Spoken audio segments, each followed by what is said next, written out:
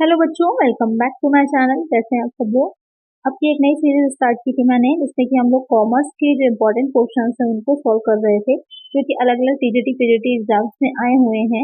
चाहे वो आपका DIT प्लस भी हो, जो कि अभी आप लोग के आने वाले हैं एग्जाम्स, साथ में जो हरियाणा का हो, चाहे हरियाणा सेट का एग्जाम हो, या फिर KVS की अगर वैकेंसी अभी दिसंबर तक आने की पूरी प्रोबेबिलिटी है, अगर उसकी आती है, या फिर NVS के हैं, किसी भी तरह का आपका GIC लेक्चरर हो या फिर LT की हो, अगर कॉमर्स से रिलेटेड है तो इसमें आपके सारे क्वेश्चंस बहुत हेल्पफुल होंगे। अगर इसकी आप प्रैक्टिस अच्छे से कर लेते हैं, इस पूरी सीरीज की जो 1000 क्वेश्चंस की है, तो आपको कहीं से और कुछ नहीं पढ़ना है, आपको पूरा तो लगभग कंप्लीट हो जाएगा और आपको आइडिया भी लग जाएगा कि किस तरह के क्वेश्चन ज्यादा रिपीट हो रहे हैं या पूछे जाते हैं। तो इसमें आपके दो पार्ट आ गए थे। आज हम जो उसके आगे से स्टार्ट करेंगे, 50 क्वेश्चन तक हो गए, 51 क्वेश्चन आज से रहेंगे आपके आगे की। तो वीडियो को शुरू करते हैं। अगर आपने पुरानी वीडियोस नहीं देखी हैं तो एक अलग से इसकी चैनल पर प्लेलिस्ट बनी है, डिस्क्रिप्शन में लिंक है इस वीडियो के, वहां से देख लीजिएगा। आई वीडियो शुरू करते हैं। तो शुरू करने से पहले जो बच्चों ने सब्सक्राइब नहीं किया है इसी तरह की वीडियोस के लिए, चैनल को सब्सक्राइब जरूर से कर लीजिए। वीडियो अच्छी लगे लाइक जरूर कर दीजिएगा और शेयर भी कर दीजिएगा ज्यादा से ज्यादा फ्रेंड्स के साथ। आइए शुरू करते हैं। इसमें an internal auditor is watch dog of, एक आर्थिक अंकेक्षक प्रहरी होता है। मैनेजमेंट प्रबंधकों का, शेयर होल्डर्स अधिकारियों का, गवर्नमेंट सरकार का, आउटसाइडर बाहरी व्यक्तियों का। तो क्वेश्चन क्या कह रहा है, जो इंटरनल ऑडिटर होता है, तो इंटरनल ऑडिटर जो होता है वो किसके द्वारा रखा जाता है। जो इंटरनल ऑडिटर होता है, आंतरिक अंकेक्षण होता है, उसे मैनेजमेंट रखता है। जो प्रबंधक होते हैं वो रखते हैं ये देखने के लिए कि संस्था में, ऑर्गेनाइजेशन में सही ढंग से काम हो रहा है या नहीं हो रहा, समय समय पर उस चीज की जांच हो रही है, जितने भी अकाउंट्स रखे गए हैं। तो ये सारा काम जो होता है, हिसाब किताब के कार्यों को देखना समझना, ये सब जो होता है वो इंटरनल ऑडिटर करता है। ये किसका प्रहरी होता है, ये हो जाएगा मैनेजमेंट का। तो एक आंसर क्या हो जाएगा, ऑप्शन ए हो जाएगा। तो नेक्स्ट क्वेश्चन है, when the audit is conducted regularly or irregularly throughout the year, it is called as। जब अंकेक्षण का कार्य नियमित अथवा अनियमित रूप से वर्ष भर चालू रहता है तो इसे कहा जाता है कंटिन्यूअस ऑडिट, चालू अंकेक्षण, स्टेटरी ऑडिट, वैधानिक अंकेक्षण, इंटरनल ऑडिट, आंतरिक अंकेक्षण, या फिर इंटरम ऑडिट, अंतरिम अंकेक्षण। तो क्वेश्चन यहाँ पे क्या कह रहा है कि जब ऑडिट का काम जो होगा वो लगातार वर्ष भर नियमित रूप से या फिर अनियमित रूप से लगातार चलता रहता है तो वो क्या कहलाता है। तो इस तरह का ऑडिट क्या हो जाता है, उसे हम कंटिन्यूअस ऑडिट बोलते हैं, चालू अंकेक्षण बोलते हैं। जो वैधानिक अंकेक्षण होता है, जो विधान द्वारा करवाना अनिवार्य होता है, जैसे कि कोई भी कंपनी जो किसी अधिनियम के द्वारा बनाई गई है, किसी एक्ट के द्वारा बनाई गई है, जैसे जीवन बीमा अधिनियम, लाइफ इंश्योरेंस कॉर्पोरेशन जो है, तो उसी के द्वारा उसका जो अंकेक्षण होता है वो करवाना अनिवार्य है। अगर इंटरनल ऑडिट है तो आंतरिक अंकेक्षण है, हमें समझ ही लिया। इंटरिम ऑडिट यानी कि जब वर्ष के बीच में जो ऑडिट किया करवाया जाता है, अगर कभी कभी होता है कि इंटरिम डिविडेंड है, बीच में वर्ष की घोषित करना है, तो वहां पर क्या होता है, बीच में ही अकाउंट्स बना दिए जाते हैं, तो उनका अंकेक्षण भी होता है, तो वो इंटरिम ऑडिट कहलाता है। जो वर्ष भर चलता है उसे सतत अंकेक्षण या फिर चालू अंकेक्षण, कंटिन्यूअस ऑडिट बोलते हैं। एक आंसर हो जाएगा ऑप्शन ए। नेक्स्ट क्वेश्चन है, consider the following activities and choose the correct sequence of these activities undertaking by auditor using the code given below। निम्नांकित क्रियाओं पर विचार करें तथा नीचे दिए गए कोड का प्रयोग करते हुए अंकेक्षक द्वारा की गई इन गतिविधियों का सही क्रम का चयन कीजिए। वैल्यूएशन, मूल्यांकन, वेरिफिकेशन, सत्यापन, वाउचिंग, प्रमाणन। तो यहाँ पर क्वेश्चन आपसे क्या कह रहा है कि जो अंकेक्षक है, ऑडिटर है, जिस सीक्वेंस में वो ऑडिटिंग का काम करता है उसे आपको बताना है कि पहले क्या होगा, वैल्यूएशन होगा या वाचिंग होगी या फिर वेरिफिकेशन होगा। तो यहाँ पर पहले क्या रहता है, सबसे पहले जो काम हो जाता है वो प्रमाणन किया जाता है। प्रमाणन को अंकेक्षण का सार भी कहा जाता है, कहीं कहीं पर बैकबोन भी बोला जाता है, रीढ़ की हड्डी कहा जाता है।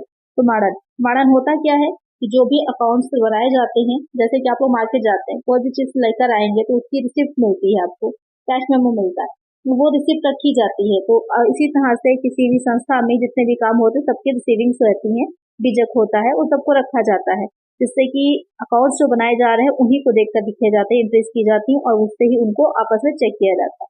तो यही काम क्या कहलाता है, वाचिंग कहलाता है, प्रमाणन कहलाता है।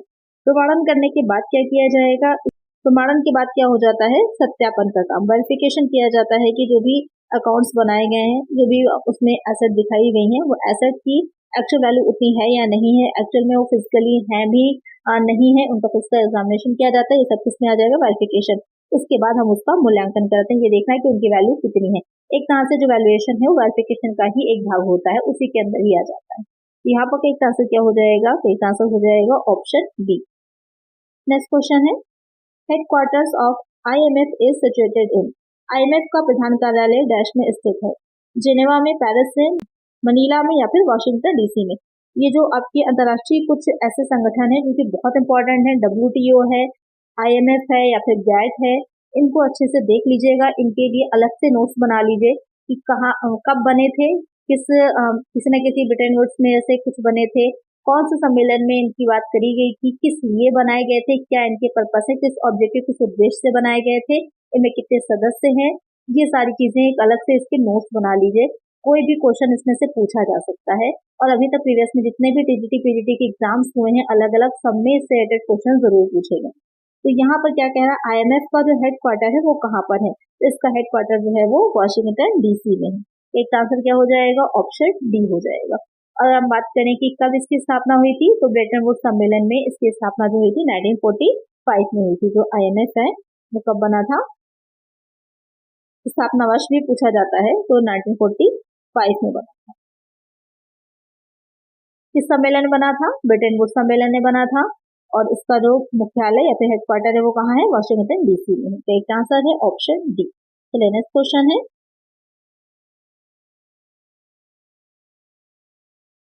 Domestic currency tends to depreciate owing to. घरेलू मुद्रा में किस कारण ह्रास आता है, यानी कि जो घरेलू मुद्रा करेंसी होती है वो क्यों कम हो जाती है। कांस्टेंट इन्फ्लेशन रेट, स्थिर मुद्रास्फीति दर, लोअरिंग ऑफ इन्फ्लेशन रेट, मुद्रास्फीति दर का निम्न किया जाना, हाई इन्फ्लेशन रेट, उच्च मुद्रास्फीति दर, ऑल ऑफ द अबव, उपरोक्त सभी। तो यहाँ पर क्वेश्चन कह रहा है कि जो घरेलू मुद्रा है किस कारण उसमें कमी आती है। तो घरेलू मुद्रा में जो कमी आती है वो हाई इन्फ्लेशन रेट, उच्च मुद्रास्फीति दर के कारण आती है। तो ऐसा क्यों होता है, जैसे कि अगर हम बात करें इंडिया की जो करेंसी है, अगर आप US की करेंसी की बात करें तो क्या है, US का $1 जो है इंडिया में लमसम आपका 83 के आसपास चलता है। अभी करंट की सिचुएशन में बता रही हूँ। तो क्या रहती है कि लगातार वो चीज क्या हो रही है, हमारी मुद्रा या हमारी जो करेंसी है उसकी वैल्यू गिरती चली जा रही है। क्यों हो रहा है, उच्च मुद्रास्फीति के कारण हो रहा है। मुद्रास्फीति क्या होती है, मुद्रास्फीति में क्या रहता है कि जैसे जैसे जो मुद्रा है उसकी क्रय शक्ति, उसकी परचेजिंग पावर कम होती जा रही है, इसी वजह से महंगाई बढ़ती जा रही है। यहाँ पर एक आंसर क्या हो जाएगा, ऑप्शन C होगा। नेक्स्ट क्वेश्चन है, the NABARD was established in the year. NABARD की स्थापना वर्ष डैश में की गई थी, 1970, 1990, 1982, 1947। तो नाबार्ड है उसकी स्थापना कब की गई थी, तो नाबार्ड की फुल फॉर्म क्या हो जाएगी, national bank for agriculture of rural development. इसकी फुल फॉर्म भी ध्यान में रखिएगा, क्वेश्चन में आपसे फुल फॉर्म भी पूछ सकता है। तो यहाँ पर इसकी स्थापना कब हुई थी, तो 1982 में हुई थी। कभी कभी पूरा भी पूछ लेता है तो इसको आगे भी देख लीजिएगा। 12 जुलाई यानी कि 12 जुलाई 1982 इसकी स्थापना का वर्ष है, इसको भी याद रखिएगा। क्यों की गई थी, जो ग्रामीण क्षेत्र में बैंकिंग सुविधाएं हैं उनको बढ़ाने के लिए, और जो कृषि बैंक है, जो एग्रीकल्चर लोन देना है उस पर एक नियंत्रण करने के लिए एक सर्वोच्च संस्था के रूप में इसकी स्थापना की गई थी। और इसका मुख्यालय अगर पूछा जाता है तो इसका जो हेडक्वार्टर है, क्योंकि क्वेश्चन आपके बहुत से बनते हैं, तो इसका जो हेडक्वार्टर है वो कहाँ है, हेडक्वार्टर इसका मुंबई में है। तो इसको भी ध्यान में रखिएगा। ये सारे क्वेश्चंस आप लोग नोट जरूर कर लीजिए, क्योंकि एग्जाम में नोट्स बनाते चलिए साथ साथ। तो एग्जाम में जब भी होगा, जिस भी चीज का एग्जाम आप देने जा रहे होंगे, तो वहाँ पर आपके लिए बहुत हेल्प होगा। बिहार में भी अगर आप एस्टेट का एग्जाम देंगे तो वहाँ पर भी बहुत से सब्जेक्ट जिससे आपके मैच करेंगे। तो यहाँ पर एक आंसर जो है आपका ऑप्शन C हो जाएगा। नेक्स्ट क्वेश्चन है, when bank rate will be lower creation of credit will be. जब बैंक दर नीची होगी तो साख निर्माण होगा, more, lesser, zero, none of the above. तो जब बैंक दर नीची है, यानी कि बैंक रेट आपने पढ़े होंगे कि बैंक रेट होता है, रेपो रेट होता है, रिवर्स रेपो रेट होता है, तो अलग अलग तरह के होते हैं। तो बैंक रेट क्या होती है, बैंक रेट वो रेट होगी जिस पर कॉमर्शियल बैंक जो होते हैं रिजर्व बैंक से ऋण लेते हैं, लोन लेते हैं जिस रेट पर, यानी कि रिजर्व बैंक जिस रेट पर जो कमर्शियल बैंक होते हैं उनको लोन देता है वो आपकी बैंक रेट हो जाती है। तो अगर बैंक रेट ज्यादा है तो साख निर्माण क्या होगा, जब बैंक रेट ज्यादा होगी तो आपके जो बैंक होते हैं, जो कमर्शियल बैंक है वो कम लेंगे, जो ऋण होता है वो कम लेंगे, और जब बैंक दर कम होगी तो वो जो लोन जो होगा ज्यादा लेंगे। तो बैंक रेट क्या है, नीची है यहाँ पर, तो साख निर्माण क्या होगा, अधिक होगा, मोर होगा। एक आंसर क्या हो जाएगा, ऑप्शन है। सच बात, आपको कम रेट पर अगर लोन मिल रहा है तो आप ज्यादा लोन लेंगे, अगर आपको ज्यादा रेट पर लोन मिल रहा होगा तो आप कम लोन लेंगे। वही चीज सीधे यहाँ पर आ जाएगी। तो नेक्स्ट क्वेश्चन है, the first report of Narasimha committee for the banking sector reforms was presented. Banking क्षेत्र सुधार के लिए नरसिंहम समिति की प्रथम रिपोर्ट प्रस्तुत की गई थी। तो ये नरसिंहम समिति कभी भी डायरेक्ट ये पूछ लेता है किससे रिलेटेड है, तो ये आपकी बैंकिंग सेक्टर में रिफॉर्म करने यानी कि सुधार करने से रिलेटेड है। ये भी क्वेश्चन बनता है, कभी कभी मैचिंग में भी दे देते हैं, एक साइड समितियां होती हैं, एक साइड उन्होंने क्या कार्य किए होते हैं, आपको मैच करना होता है। तो यहाँ पर क्या कह रहा है कि प्रथम अपनी रिपोर्ट जो थी उन्होंने कब प्रस्तुत करी थी, तो प्रथम रिपोर्ट अपनी उन्होंने इन 1991 1991 में सबमिट की थी। एक आंसर क्या हो जाएगा, ऑप्शन बी हो जाएगा। तो नेक्स्ट क्वेश्चन है, theory Z was developed by, Z सिद्धांत किसके द्वारा विकसित किया गया था, हेनरी फ्योल के, हेनरी फोर्ड के, विलियम ऑची के, चार्ल्स एडम्स के। तो जो जेड सिद्धांत है किसने विकसित किया था, किसने डेवलप किया था, तो जेड सिद्धांत किसका सिद्धांत है, मोटिवेशन का, अभिप्रेरणा का सिद्धांत है। किसने डेवलप किया था, तो इसे विलियम ऑची ने डेवलप किया था। एक आंसर क्या हो जाएगा, ऑप्शन सी हो जाएगा। चलिए नेक्स्ट क्वेश्चन है, मोटिवेशन इज रिलेटेड टू, अभिप्रेरणा का संबंध है प्लानिंग से, कंट्रोलिंग से, लीडरशिप से, ऑर्गेनाइजिंग से। तो मोटिवेशन जो होता है उसका मेन काम क्या रहता है, मोटिवेशन आपने देखा होगा कि किसी भी आप अच्छे स्पीकर को सुनते हैं, किसी अच्छे वक्ता को सुनते हैं, कोई मोटिवेशनल स्पीकर है उसको सुनते हैं, तो आप क्या हो जाते हैं, मोटिवेट हो जाते हैं। तो क्या करते हैं, काफी बड़े ग्रुप को वो क्या कर रहा है, लीड कर रहा है। तो किससे रिलेटेड हो जाएगा, लीडरशिप से, नेतृत्व से। एक आंसर क्या हो जाएगा, ऑप्शन सी। वही लोग मोस्टली अच्छे मोटिवेटर होते हैं जो कि काफी अच्छा बोल सकते हैं, जो कि काफी प्रभावित करते हैं, या जिनके काम इतने अच्छे रहे हैं जिनसे कि आप आज भी प्रभावित होते हैं, कुछ ऐसे लीडर्स रहे हैं, तो वो आपको क्या कर रहे हैं, मोटिवेट कर रहे हैं। तो मोटिवेशन जो होता है किससे रिलेट करता है, लीडरशिप से। अच्छी लीडरशिप होगी तो उसकी जो ग्रुप होगा, उनके जो टीम होगी, वो अच्छे से काम भी उतना ही अच्छा कर पाएगी। जैसे कि अगर अभी आपको अच्छे से हम लोग मोटिवेट टीचर्स कर पाते हैं तो आप उतना ही अच्छा अपना बेस्ट देते भी हैं एग्जाम्स में। तो नेक्स्ट क्वेश्चन है, the last functions of management is, प्रबंध का अंतिम कार्य है। तो मैनेजमेंट के तो बहुत कार्य होते हैं, लगातार चलते रहते हैं, कंटिन्यूअस होते हैं, रुकते नहीं हैं। अंतिम कार्य क्या होता है, लास्ट फंक्शन क्या होता है, तो यहाँ पर इनका लास्ट फंक्शन क्या रहता है, क्योंकि सारे कार्य कर लेने के बाद एक आखिरी काम बहुत इंपॉर्टेंट है, अगर वो नहीं कर पाएंगे मैनेजमेंट तो जितने भी काम किए गए उसका मीनिंग ही नहीं रह जाएगी कोई, वो हो जाता है कंट्रोलिंग, नियंत्रण करना। नियंत्रण करना बहुत ही इंपॉर्टेंट है। आपने अच्छा नियोजन कर लिया, आपने बहुत अच्छी प्लानिंग कर ली, आपकी टीम बहुत अच्छी, आपने ऑर्गेनाइज बहुत अच्छे से उसे कर लिया, कोऑर्डिनेशन भी अच्छी है, आप बहुत अच्छे लीडर भी, लीडरशिप भी आपकी, डायरेक्टिंग भी बहुत अच्छी रिलेशन है।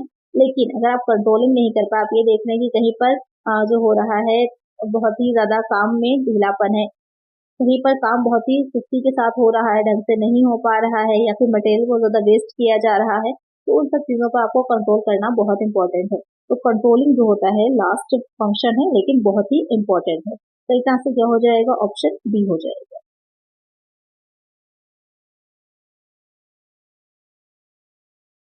नेक्स्ट क्वेश्चन है, the informal groups communication system is called, अनौपचारिक समूह संचार प्रणाली को कहा जाता है। ग्रुप डायनेमिक, समूह गतिकी, ग्रैपवाइन, एक्सचेंज विनिमय, इंटरेक्शन।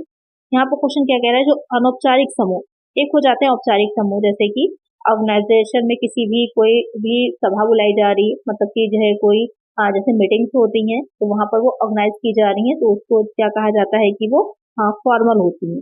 लेकिन कहीं कहीं पर हम लोग जब काम कर रहे होते हैं साथ में एक दूसरे के साथ एक ग्रुप बन जाता है, तो कोई इसमें छोटा बड़ा नहीं, कुछ नहीं होता, सब आपस में एक दूसरे के साथ अच्छी जो है वाइब्स शेयर करते हैं, आपस में एक दूसरे के साथ अच्छा कोऑर्डिनेशन होता है, तो बातचीत रहती है, तो वो क्या कहलाता है, अनौपचारिक समूह हो जाता है। तो उनमें जो आपस में कम्युनिकेशन हो रहा है, संचार हो रहा है, वो किस तरह का रहता है, उसे ग्रैप पाइन कहा जाता है।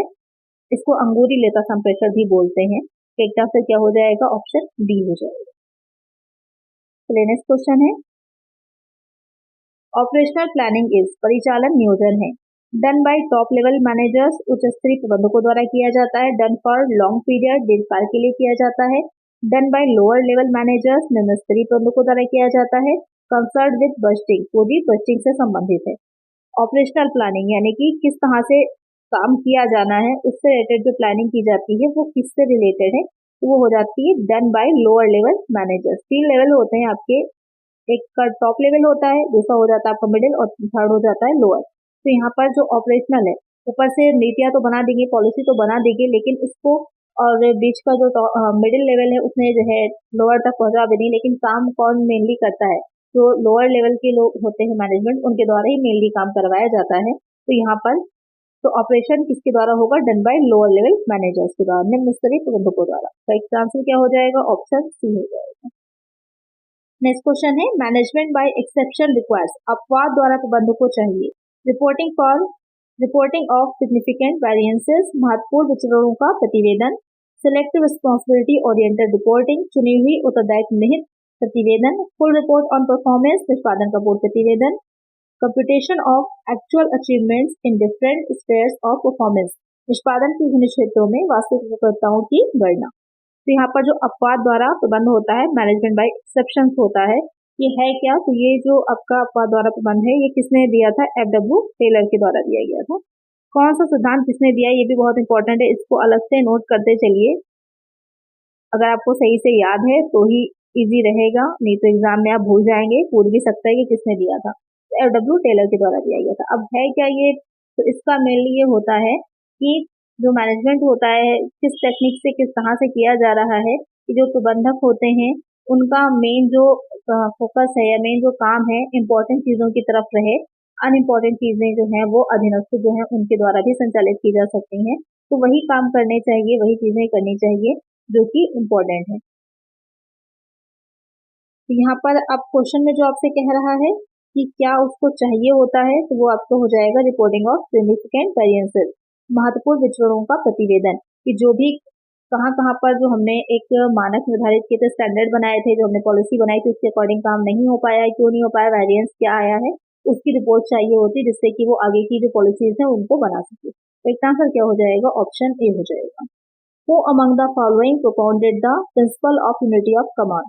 आदेश की एकता के सिद्धांत का प्रतिपादन निम्नलिखित में से किसने किया था? FW टेलर ने, एल्टन मायो ने, पीटर ड्रकर ने, हेनरी सोल ने। तो आदेश की एकता का जो सिद्धांत है वो 14 सूत्रीय सिद्धांत जो 14 प्रिंसिपल दिए थे हेनरी सोल ने, उनमें से एक है। तो इसका आंसर क्या हो जाएगा? ऑप्शन डी, हेनरी सोल के द्वारा दिया गया था। चलिए नेक्स्ट क्वेश्चन लेते हैं। The third stage of consumer buying decision process is, उपभोक्ता क्रय निर्णय प्रक्रिया का तीसरा चरण क्या है?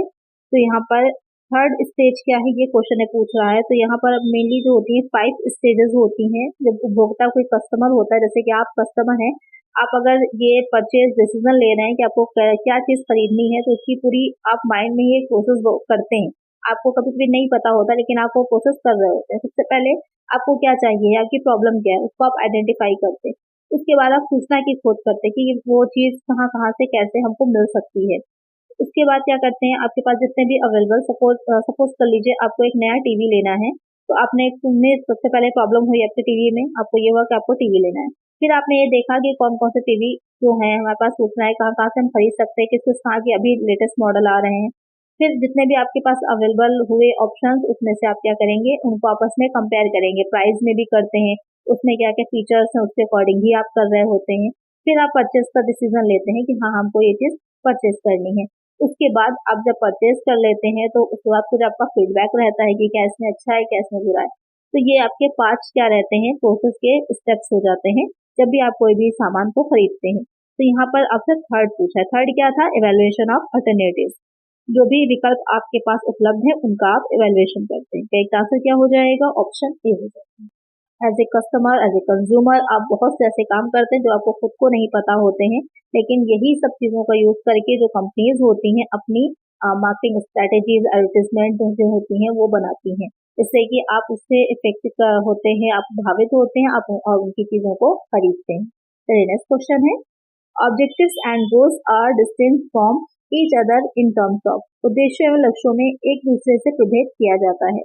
लेवल ऑफ मैनेजमेंट, प्रबंध के स्तर के संदर्भ में, क्वांटिटेबिलिटी, परिमाणात्मक के संदर्भ में, स्पैन ऑफ मैनेजमेंट, प्रबंध के विस्तार के संदर्भ में, नन ऑफ द उपरोक्त में से कोई नहीं। जो उद्देश्य होते हैं ऑब्जेक्टिव और जो लक्ष्य होते हैं, देखने में दोनों ही एक जैसे लग रहे हैं, लेकिन दोनों के बीच में जो डिफरेंस किया जाता है वो किस लेवल पर या किस तरह से किया जाता है, तो वो किया जाएगा आपका लेवल ऑफ मैनेजमेंट में, प्रबंध के स्तर के संबंध में। जो उद्देश्य होते हैं, जो ऑब्जेक्टिव्स होते हैं, वो आपके टॉप लेवल मैनेजमेंट डिसाइड करते हैं कि क्या उद्देश्य है, क्या ऑब्जेक्टिव से काम कर रहे हैं, और जो लोअर लेवल के लिए मिल गया उनको एक गोल मिल जाता है कि हाँ हमें ये कार्य को करना है। अलग अलग आपके ऑब्जेक्टिव हैं, टारगेट है, गोल्स है, बहुत से ऐसे वर्ड हैं जो दिखने में आपके एक दूसरे के सिमिलर ही लगते हैं, लेकिन कई चीज पर डिपेंड करता है, अलग अलग मैनेजमेंट के लिए बदल जाता है उसका मीनिंग। एक आंसर हो जाएगा ऑप्शन। नेक्स्ट क्वेश्चन है X and Y theory of motivation was propounded by dash. अब प्रेरणा के एक्स वाई सिद्धांत का प्रतिपादन किसने किया था? ये क्वेश्चन मैंने कल आप लोगों से पूछा भी था कि जो वाई थ्योरी है वो किसने दी है। आप लोगों ने इसका आंसर नहीं दिया है। मैकग्रेगर, हर्जबर्ग ने, ऑची ने, मॉस्लो ने, किसने दी है? तो ये जो थ्योरी एक्स और वाई है ये किसके द्वारा दी गई है? ये दी गई है मैकग्रेगर के द्वारा। तो इसका आंसर क्या हो जाएगा? ऑप्शन ए हो जाएगा। तो एक्स में क्या बताते हैं? एक्स में बताया गया है कि जो भी कर्मचारी होते हैं, जो काम कर रहे वर्कर्स होते हैं, वो अपनी इच्छा से काम नहीं करना चाहते, उनसे कार्य को कराना पड़ता है।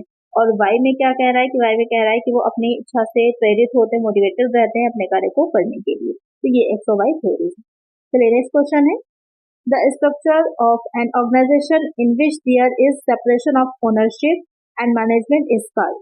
एक संगठन संरचना जिसमें व्यक्ति स्वामित्व व प्रबंधन को अलग अलग किया जाता है कहलाता है। सोल प्रोप्राइटरशिप, एकल स्वामित्व, पार्टनरशिप, साझेदारी, कंपनी या फिर नन ऑफ द अबव। तो वो कौन सा ऑर्गेनाइजेशन स्ट्रक्चर होता है जिसमें ओनरशिप और मैनेजमेंट अलग अलग होता है?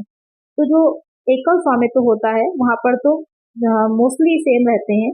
साझेदारी में भी जो ओनर्स होते हैं वही प्रबंधन का काम करते हैं, लेकिन जो कंपनी होती है, कंपनी में ये चीज रहती है कि जो ओनर्स होता है, स्वामित्व होता है और मैनेजमेंट अलग अलग रहता है। तो एक आंसर क्या हो जाएगा यहाँ पर? Option C. चलिए नेक्स्ट क्वेश्चन यहाँ पर है India's rank in world population is.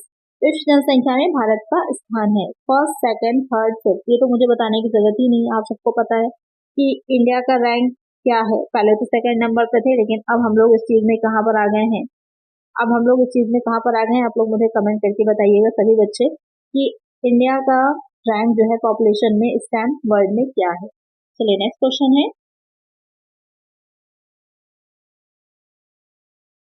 The first director of A company is appointed by.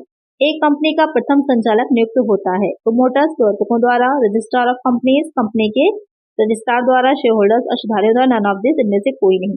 तो यहाँ पर किसकी बात की गई है? फर्स्ट डायरेक्टर की बात की गई है, प्रथम संचालक की बात की गई है। तो इसको ध्यान से समझिएगा कि जो फर्स्ट होता है आपका डायरेक्टर ऑफ ए कंपनी, प्रथम संचालक जो होता है वो प्रोमोटर्स, प्रवर्तकों द्वारा जो होता है वो चुना जाता है। क्योंकि जो संचालक होते हैं, जो पार्षद अधिनियम बनाया जाता है, मेमोरेंडम ऑफ एसोसिएशन, उसका उनको सिग्नेचर हस्ताक्षर करना होता है। उस समय तक कंपनी का सम्मेलन या चीजें नहीं हुई होती हैं, तो इस वजह से क्या होता है, उसको जो होते हैं वो चुनते हैं जो प्रथम प्रोमोटर्स होते हैं, प्रवर्तक होते हैं। लेकिन अगर यहाँ पर सिर्फ डायरेक्टर पूछता, फर्स्ट नहीं लगा होता, प्रथम ना लगा होता, सिर्फ संचालक होता, तो संचालक जो होते हैं उनको अगर जो चुना जाता है वो शेयर होल्डर्स जो होते हैं, अपनी जो आम बैठक होती है, जो उनकी मीटिंग्स होती हैं, एनुअल मीटिंग, उसमें चुनते हैं। लेकिन अगर प्रथम संचालक लिखा है तो वहां पर आंसर आपका प्रोमोटर्स होगा। क्वेश्चन को ध्यान से समझिएगा कि क्या पूछ रहा है आपके क्वेश्चन में। अक्सर बच्चे कंफ्यूज होकर कमेंट करते हैं मैम इसमें जो है शेयर होल्डर्स सुनते, लेकिन शेयर होल्डर्स नॉर्मल डायरेक्टर्स को सुनते। लेकिन अगर फर्स्ट डायरेक्टर लिखा है या फिर यहाँ पर फर्स्ट ऑडिटर भी लिखा होता तो वहां पर भी संचालक, फर्स्ट ऑडिटर जो होता है तो उसको संचालक मंडल चुनते। उसके बाद जो होता है वो कौन चुनता है? वो जो सामान्य सभा होती है उसमें शेयर होल्डर्स चुनते हैं। तो ध्यान रखिएगा कि फर्स्ट लिखा है या नहीं लिखा क्वेश्चन में। यहाँ पे एक आंसर हो जाएगा ऑप्शन ए।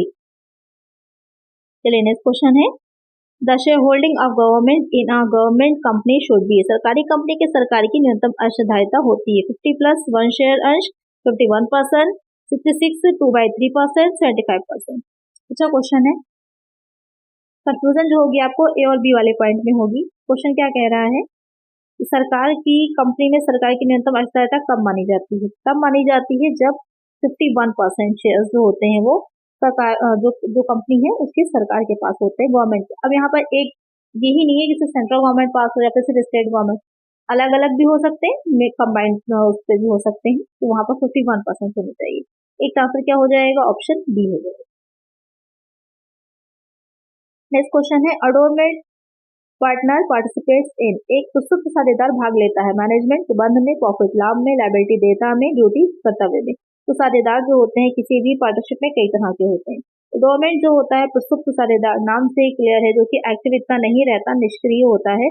तो उसका दायित्व क्या रहेगा? उसका किसमें भाग लेता है? तो वो भाग जो लेगा सिर्फ और सिर्फ उसका जो शेयर रहता है वो प्रॉफिट में रहता है, बाकी मैनेजमेंट वगैरह में इंटरफेयर नहीं करता। तो एक आंसर क्या हो जाएगा? ऑप्शन बी हो जाएगा। लेकिन हाँ एक चीज का ध्यान रखिएगा, लायबिलिटी भी उसकी रहती है। लायबिलिटी में उसका हिस्सा पूरा रहता है कि अगर कहीं पर भी कुछ भी चुकाना है या कुछ भी देना है तो उसको उस लायबिलिटी पूरी अपनी देनी पड़ती है, लेकिन उसका जो भाग होता है उसमें हम प्रॉफिट ही लगाएंगे। तो इसका आंसर क्या हो जाएगा? Option B. नेक्स्ट क्वेश्चन है, in a partnership the liability of the partners is.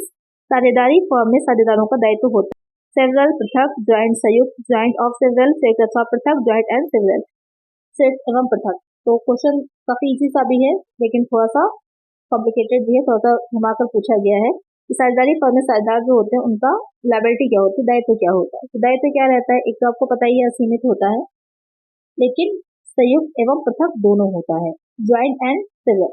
तो यहाँ पर संयुक्त रूप से भी अगर कोई एक साझेदार है और वो चुकाने के लिए समर्थ नहीं है, उसके पास इतनी प्रॉपर्टी नहीं है कि वो पूरा चुका सके जो भी उसकी लायबिलिटी बन रही है, तो वहाँ पर बाकी के जो साझेदार होते हैं वो भी उस अमाउंट को चुकाने के लिए, मतलब जो उसके हिस्से का वो भी उनको चुकाना पड़ेगा। तो यहाँ पर संयुक्त एवं पृथक दोनों भाग दायित्व होता है। एक आंसर क्या हो जाएगा? ऑप्शन डी हो जाएगा। लेकिन यहाँ पर एक चीज का ध्यान रखिएगा, सीमित दायित्व साझेदारी अगर कही गई है तो वहाँ पर सिचुएशन बदल जाती हैं। यहाँ पर जो बात आपकी नॉर्मल पार्टनरशिप की जा रही है तो उसके अकॉर्डिंग आंसर होगा। तो नेक्स्ट क्वेश्चन है, F W Taylor called the military type of foreman to.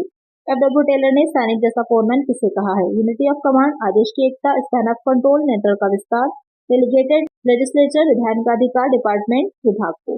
जो सैनिक जैसा फोरमैन है, इस तरह के क्वेश्चन जो होते हैं पीजीटी एग्जाम्स में बहुत बनते हैं और बच्चे उसमें बहुत कंफ्यूज होते हैं। वन लाइनर क्वेश्चन होते हैं, वहाँ पर आंसर अगर आपको सही से नहीं पढ़ा हुआ है आपने मैनेजमेंट के लेवल, तो वहाँ पर आप कंफ्यूज हो जाएंगे। तो यहाँ पर उन्होंने जो बताया था क्या हो जाएगा?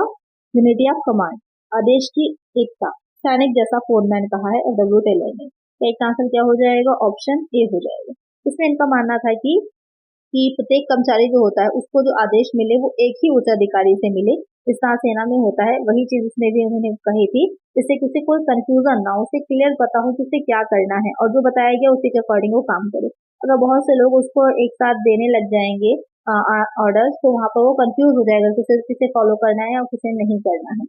जैसे कि सेना में होता है, अलग अलग टुकड़ियां होती हैं, उसका एक चलाने वाला होता है, कमांड करने वाला होता है, वही चीज उन्होंने कही है कि फोरमैन जो होता है सैनिक जैसा होगा।